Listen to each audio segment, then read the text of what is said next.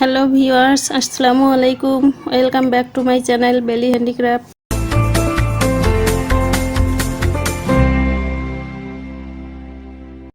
আশা করি সবাই খুব ভালো আছেন, আমিও খুব ভালো আছি। তো আজকে চলে আসলাম একটি ভিন্ন ধরনের রেসিপি নিয়ে। আজ আমি তৈরি করব পেঁপে আর গাজরের পায়েস। তো আমি এখানে নিয়েছি পেঁপে একটা বড় সাইজের গ্রেড করে নিয়েছি, আর নিয়েছি ছোট ছোট সাইজের 4টা গাজর গ্রেড করে নিয়েছি। তো এখন আমি এগুলোকে ভালো করে ধুইয়ে পানি ছাড়িয়ে নিয়েছি। এখন আমি এগুলোকে সেদ্ধ করে নেব। তো ফ্রাই প্যানে আমি দিয়ে দিচ্ছি পরিমাণ মতো পানি। এখন আমি এখানে দিয়ে দেব গ্রেট করে রাখা গাজরগুলো আর পেঁপেগুলো। গাজর আর পেঁপেগুলোতে আমি দিয়ে দেব 2 চা চামচ পরিমাণ লবণ। লবণগুলোকে আমি গাজর আর পেঁপের সঙ্গে খুব ভালোভাবে মিশিয়ে নেব। তো মিশিয়ে নেওয়া হয়ে গেলে আমি ঢাকনা দিয়ে সেদ্ধ করতে দেব 5 মিনিটের জন্য। ফিরে এলাম 5 মিনিট পর। তো আমার অনেকগুলো গাজর আর পেঁপে, তো তার জন্য সেদ্ধ হতে সময় লাগবে। তো আমি একটু নেড়ে চেড়ে নিয়ে আবারও ঢাকনা দিয়ে দেব 5 মিনিটের জন্য। ফিরে এলাম আবারও 5 মিনিট পর। তো আমার গাজর আর পেঁপেগুলো কিন্তু এখনও ভালোভাবে সেদ্ধ হয়নি। এগুলোকে আমি 80% থেকে 85% পর্যন্ত সেদ্ধ করে নেব। তো আমি আবারও 5 মিনিটের জন্য ঢাকনা দিয়ে সেদ্ধ করে নেব। তো ফিরে আসছি 5 মিনিট পর। ফিরে এলাম 5 মিনিট পর। তো গাজরগুলো আমার অনেকটাই সেদ্ধ হয়ে গেছে প্রায়। তো এই অবস্থায় আমি গাজরগুলোকে একটা ছাঁকনির মধ্যে ঢেলে নেব পানি ঝরে যাওয়ার জন্য। তো আমি একটা ছাঁকনিতে ঢেলে নিচ্ছি, একটা সাইডে রেখে দিচ্ছি পানি ঝরানোর জন্য।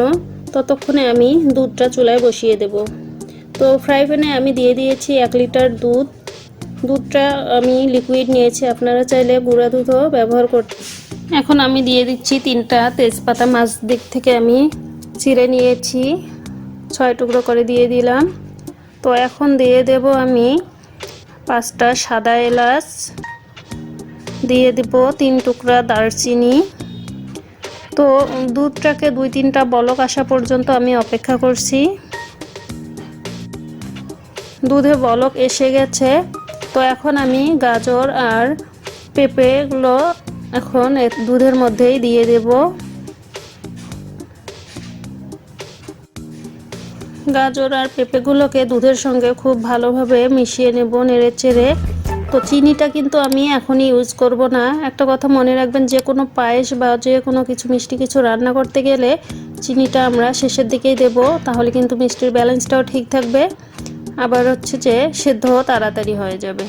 তো আমি ভালো করে নেড়ে চেড়ে ঢাকনা দিয়ে নিয়ে দেব 5 মিনিটের জন্য। ফিরে এলাম 5 মিনিট পর। তো দুধগুলোর সঙ্গে আমার গাজর আর পেঁপেটা খুব ভালোভাবে মিশে গেছে। এখন আমি দিয়ে দেব চিনি। চিনি আমার 2 কাপ পরিমাণ দিয়ে দিচ্ছি, কারণ আমি এখানে তো পানি ইউজ করতেছি না, শুধু দুধেই রান্না করতেছি, তাই চিনির পরিমাণটা একটু কম দিলেও হবে। তো 2 কাপ চিনি দিয়ে খুব ভালোভাবে মিশিয়ে নিচ্ছি দুধ, চিনি আর গাজর পেঁপেগুলোকে। তো ভালো করে মিশিয়ে নেওয়া হয়ে গেলে আমি আবারও ঢাকনা দিয়ে দেব 3 থেকে 4 মিনিটের জন্য।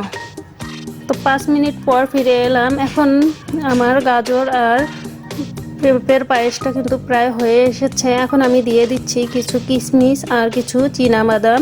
তো বাদাম আর কিশমিশগুলোকে খুব ভালোভাবে পায়েসের সঙ্গে নাড়ে চেড়ে নিয়ে মিশিয়ে নিয়ে আমি চুলাটাকে অফ করে দিচ্ছি। তো তৈরি হয়ে গেল আমার পেঁপে আর গাজরের পায়েস। আশা করছি আপনাদের খুব ভালো লাগবে। তো আমার আজকের এই ভিডিওটি যদি আপনাদের খুব ভালো লাগে, তাহলে ভিডিওটিতে একটা লাইক দিবেন, চ্যানেলটিকে সাবস্ক্রাইব করবেন, আর পাশে থাকা বেল বাটনটিতে ক্লিক করবেন, যাতে সবার আগে আমার ভিডিওগুলো আপনাদের কাছে পৌঁছে যায়। তো ধন্যবাদ সবাইকে আমার ভিডিওটি দেখার জন্য। ভালো থাকবেন সবাই। ফিরে আসবো আবারও নতুন কোনো রেসিপি নিয়ে।